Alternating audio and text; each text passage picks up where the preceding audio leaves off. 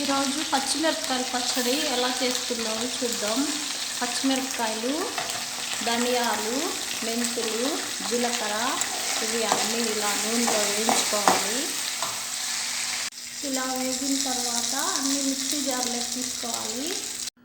ఇప్పుడు ఆ 4 టొమాటోలు, ఒక నిమ్మకాయ సైజు అంత చింతపండు వేసి బాగా వేయించుకోవాలి.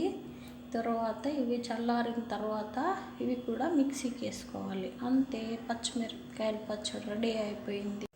ఇలా బాగా వేగాలి. టమోటా వేసుకోవాలి. తర్వాత మిక్సీ పట్టుకోవాలి.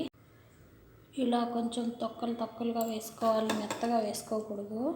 తర్వాత ఎర్రగడ్డ వేసుకోవాలి, అంతా కలుపుకోవాలి. అంతే, పచ్చిమిరపకాయల పచ్చడి రెడీ అయిపోయింది. ఇలా కలుపుకోవాలి.